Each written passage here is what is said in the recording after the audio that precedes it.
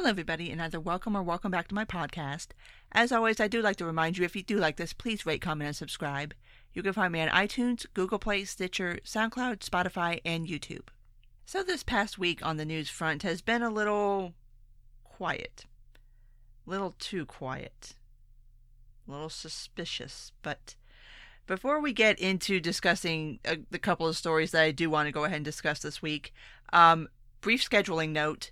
As far as next week's podcast episodes, I'm not entirely sure how many I'm going to be bringing to you next week. I want to do at least one because I will be up in New Hampshire for the Liberty Forum. I'll be up there from Thursday to Saturday. No, excuse me, Sunday. Yeah, Thursday through Sunday. So obviously I don't know if I'll be able to record while I'm up there. I can try, but like I said, next week's schedule is kind of really up in the air right now as far as traveling and being out of town and being at Liberty Forum. So anyway, just wanted to go ahead and give you guys a heads up on that and just let you know, just to let you know. And if you're going to also be in New Hampshire and if you're going to be at Liberty Forum, you know, come find me. Come find me on Twitter. Let me know that you're there. Let me know where to find you. But moving forward, we'll go ahead and start where we left off on the last weekly roundup episode, and that is that the government is now open. Yes, on Friday, Trump decided to reopen the government, quinkadinkly, a couple of hours after Roger Stone got arrested, but I ain't a conspiracy theorist or nothing. But Trump finally decided to reopen the government. And you probably know at this point that what he got out of this government shutdown, which did end up being the longest government shutdown by a long shot, although I'm sure we'll be beating that in the very near future, was absolutely fucking nothing. No wall funding, no promise of wall funding. Basically, he reopened the government with the idea that maybe we can start discussions on wall funding, but anyway, it is reopened through a yet another continuing resolution, which is apparently just how we govern now. Like, we don't actually pass budgets, we don't pass laws, we don't govern, we don't do anything. We just pass continuing resolutions and just keep kicking the can down the road. Anyway, this particular CR is only for 3 weeks. So we will be having this discussion again next month, especially since Democrats have made it abundantly clear that they have 0.0 interest in funding the wall, and Donald Trump has made it abundantly clear that he wants his wall. So I don't think anything's going to be happening in the now 2 weeks between like now and when there will be another government shutdown, because let's face it, there will be another government shutdown.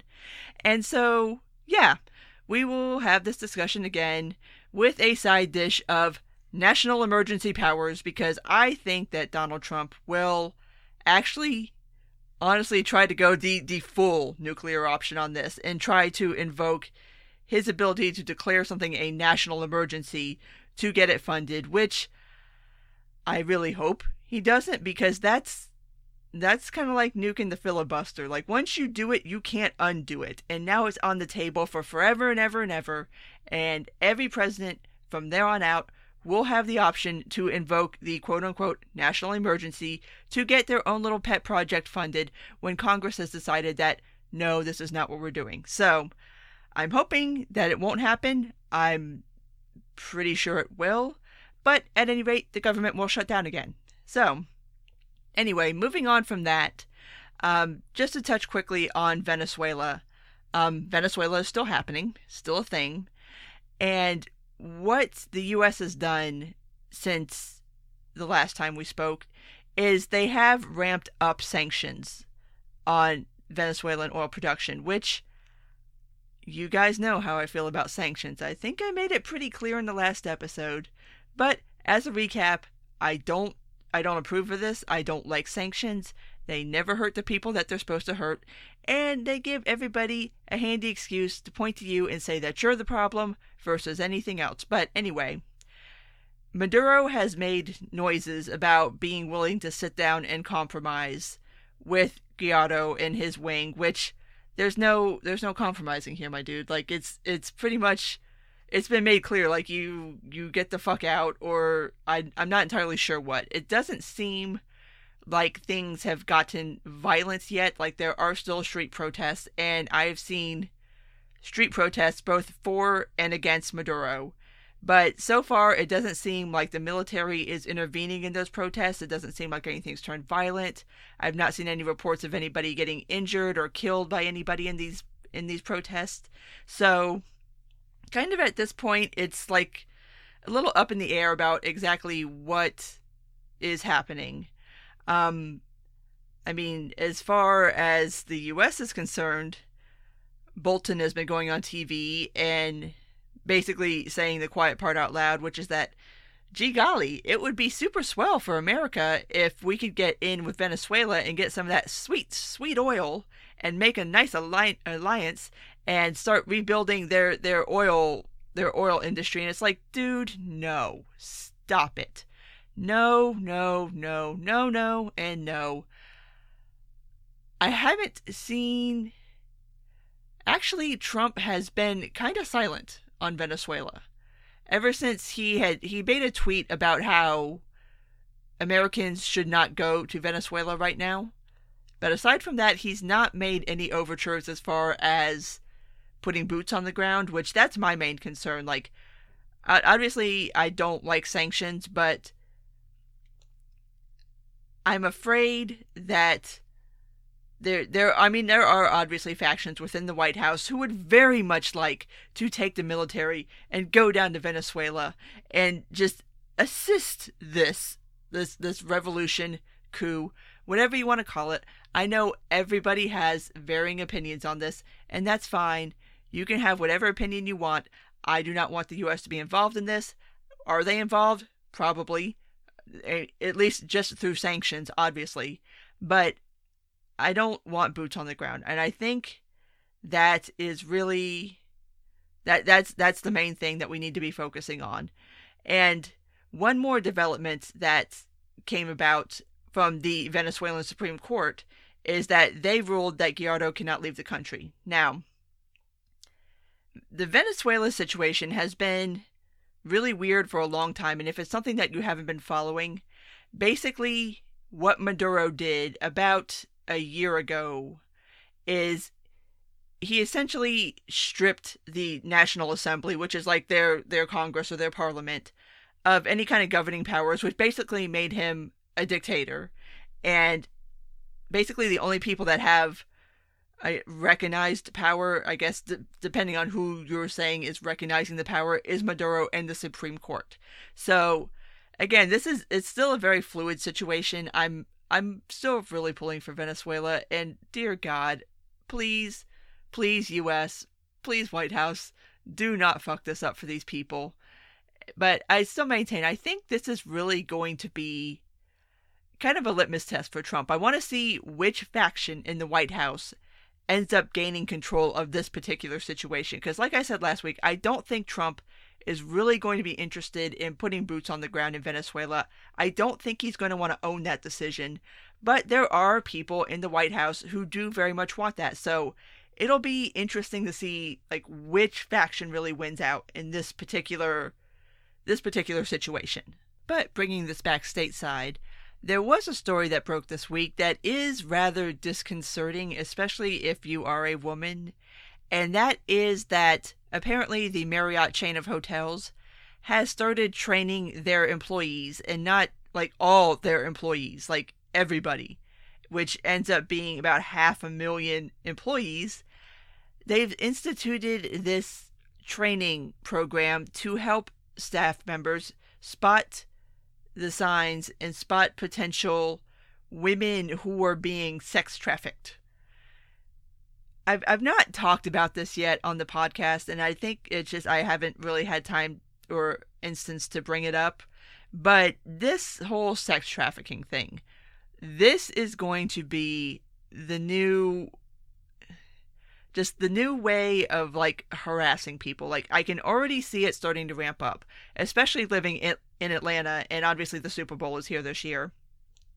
But it's like all these stories about sex trafficking And especially every year around the Super Bowl, you always get this little flurry of, oh my God, you got to look out for the sex trafficked women in the city where the Super Bowl is happening.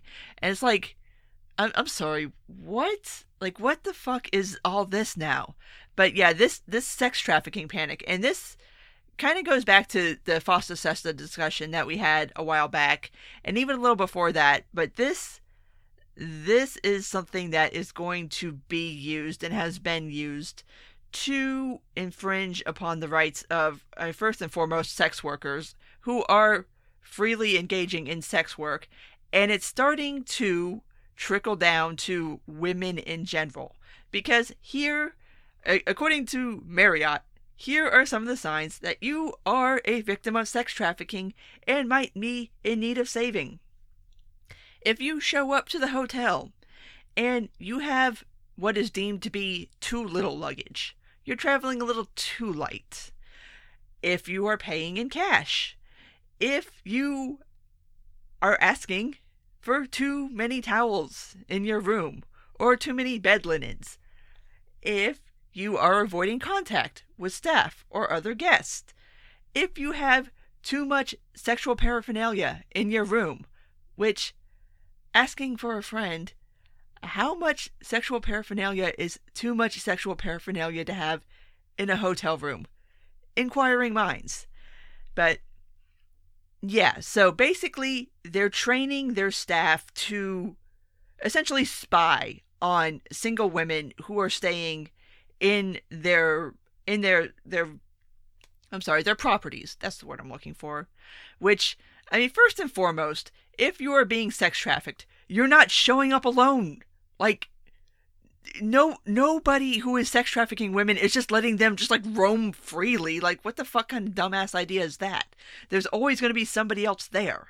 Second of all, a lot of this stuff is just stuff that we normally do when we travel. Like, okay, maybe you pack light. Like, I don't get you, but I have been told that people can do that. I am not that person. But as far as paying in cash, like, okay, some people just want to pay in cash. Some people don't use credit cards. I personally don't use credit cards.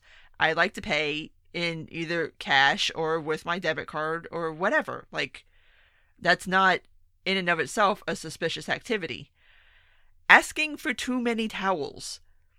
My God, these people are going to think I am the biggest fucking hooker on the planet because, listen, I need towels.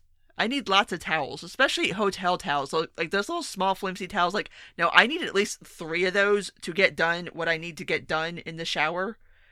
So I always ask for extra towels. Like, I'm that person that will creep down to like the little housekeeper cart and steal towels off that. Like, I am that person.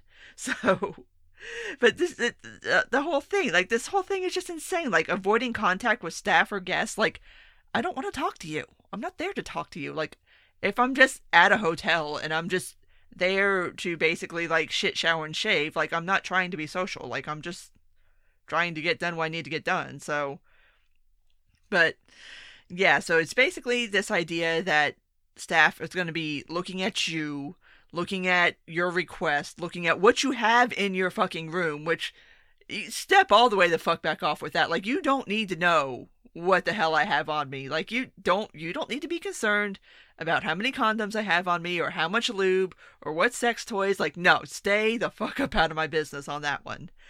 And just, it's creepy. It's creepy as fuck. And there was another story that had come out about a week ago. This woman is in New York City, and she went to a particular restaurant, and she was told that because she was there by herself, she could not sit at the bar. And the reasoning was that she couldn't sit at the bar by herself as a woman because that's a sign of being a prostitute. Like, really? So women can't even just sit at the bar by themselves without male accompaniment and just have a fucking drink without people side-eyeing her. This is getting a little weird, guys. It's getting a little fucking creepy, and it's not okay. And it's not just that New York story, but a lot of hotels are starting to be the same way of not letting just women who are by themselves just sit at the bar. Like, okay, what if I'm just by myself and I want to have a drink? Like, what the fuck is it to you? I'm not being sex trafficked. I'm not a hooker. Why do I need to have a man with me at all times in order for you to not think that I am a prostitute? Like, why do I need to have a man with me? Why can't I just move freely about the world by myself, which I do on a pretty frequent basis, just be out and about by myself without a man with me, without my husband with me? Like, what the, like, this is starting to get, it's starting to get a little scary. And one more thing before we kind of bounce out of this topic is another tweet that has been making its way around the Twitter sphere. And that is this guy tweeted out this business card, basically. And from the verbiage on this card, it sounds like this is being handed out on college campuses. And it is, know the signs of sex trafficking. Now, listen to this list of things that you're supposed to be looking out for to see if a woman is being sex trafficked. Less appropriately dressed than before. Overly tired or unexplained absence in class. Withdrawn, depressed, distracted, or checked out. Displays expensive clothes, accessories, or shoes. Brags about making or having lots of money. New tattoo. Tattoos are often used to brand victims. Older boyfriends or new friends with a different lifestyle. Now, this... That's not sex trafficking, you guys. At best, that is a woman who is getting her come up and is spending money on herself. That's fine. What this is looking for, and this is the thing that everybody is now conflating sex trafficking with, is sugar babying. I mean, this is the signs of a sugar baby, which is a consensual agreement between a younger woman and an older man that she spends time with him, has sex, doesn't have sex, who gives a shit either way, and he buys her stuff. What the fuck ever. It's your business. If that's what you want to do, do you. But it's this thing that sex trafficking is starting to be expanded out. And like I said, it started with Fosta Sesta, and it's being used to encompass all kinds of consensual sex work. And now it's starting to encompass even out further still to encompass just normal things that a woman might want to do by herself. And now it's being encouraged that people look at you in a certain way and try to figure out, oh, is she in danger? Does she need my help? And it's like, get the fuck out of here. It's like, it's being used to police behavior. That's where this is going to end. It's straight up where this is going to end, and I'm not okay with it, and it's definitely something I will be keeping an eye on going forward from here. But the last story I want to talk about is just this absolutely bizarre, I'm not even entirely sure what to make of it story, and I was actually going to record this episode last night, and I decided to postpone it 24 hours just to see if there was any new details on this story, and that is the Jussie Smollett story.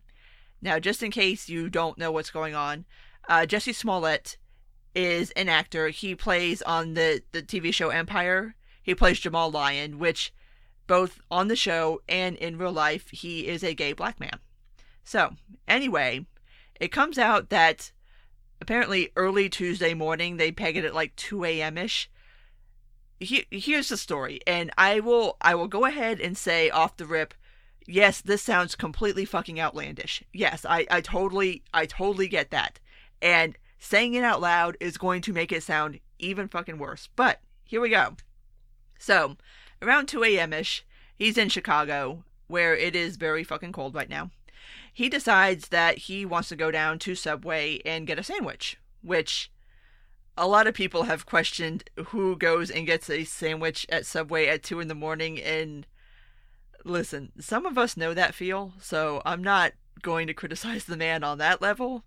But anyway, he leaves his apartment. He's walking down to the subway, and apparently two individuals of what is now dubious racial distinction because they were wearing ski masks. It was originally reported that they were white, and now apparently Jussie Smollett has come out and said he doesn't know what ethnicity they were. Anyway, these two masked figures come out of nowhere and start hurling racial and homophobic slurs at him and beat him up. To what extent, we're not entirely sure. I've heard that he has a broken rib. I don't know. He's apparently got cuts and scratches on his face. Anyway, so they beat him up.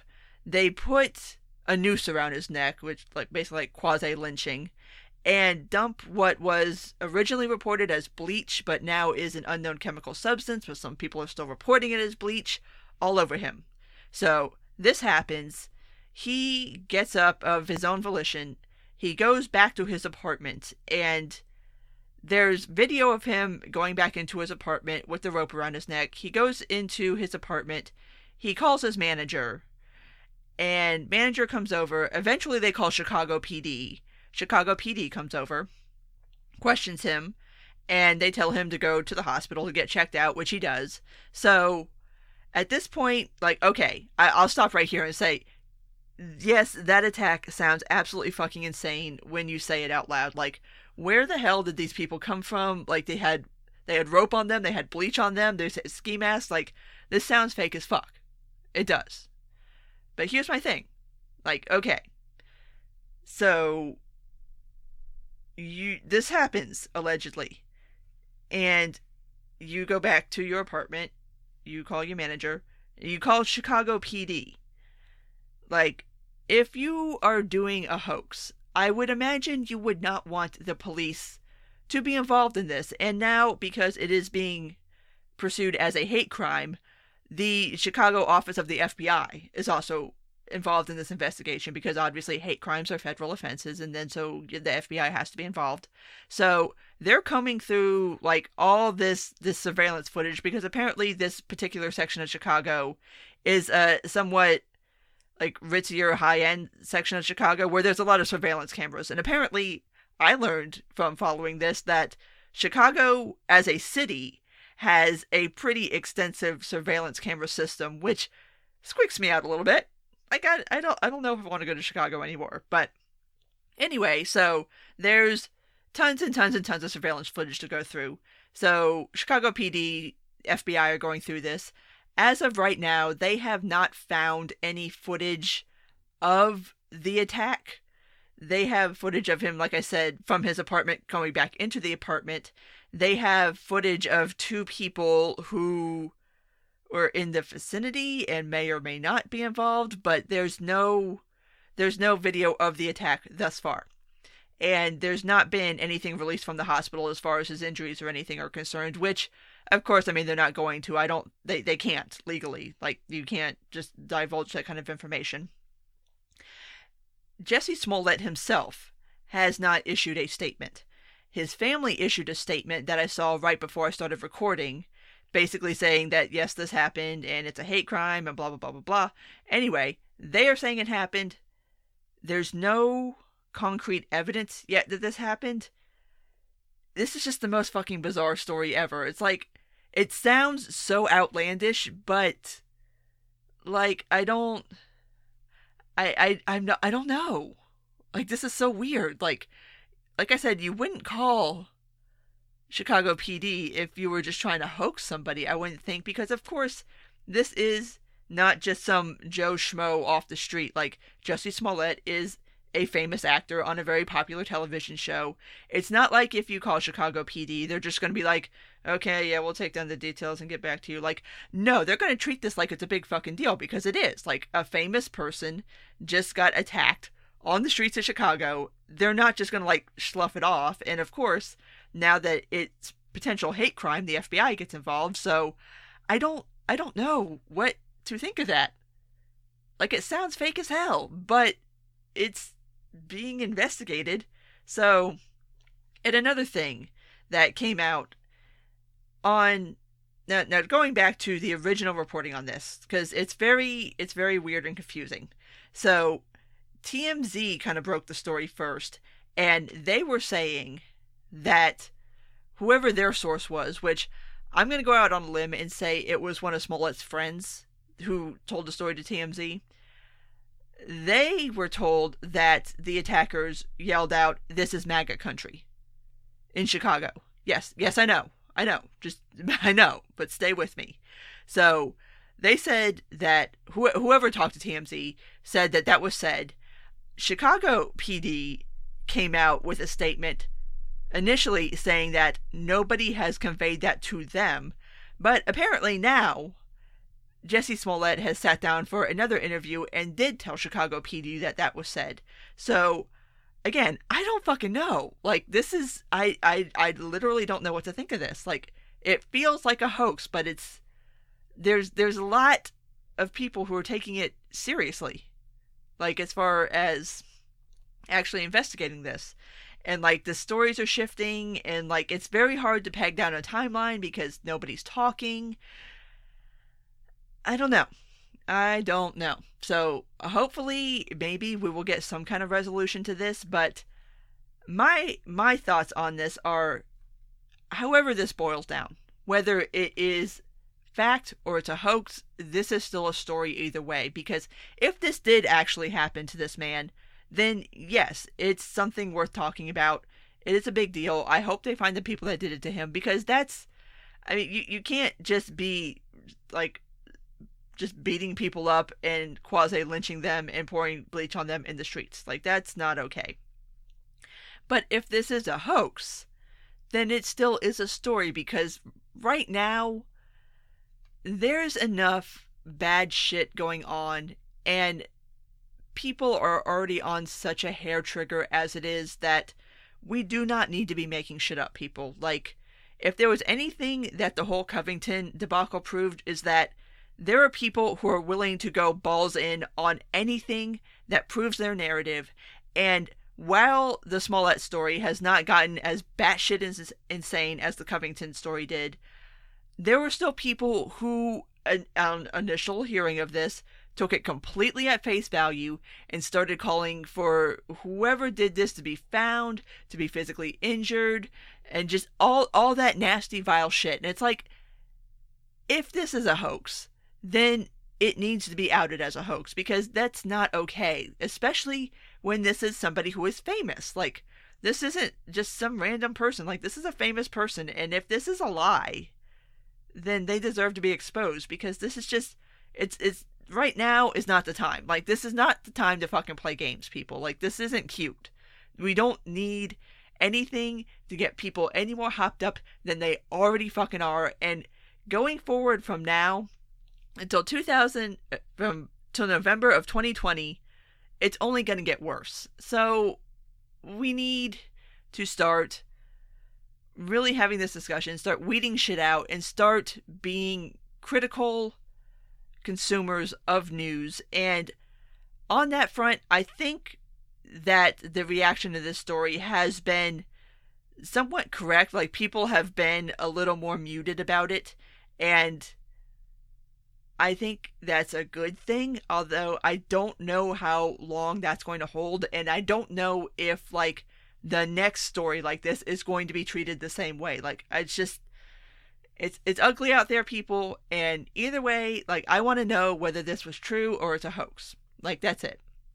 But anyway, on that note, I'm going to go ahead and wrap this one up. If you did make it this far, as always, thank you. And if you do like this, please rate, comment, and subscribe. You can find me on iTunes, Google Play, Stitcher, SoundCloud, Spotify, and YouTube. Take care, and until next time.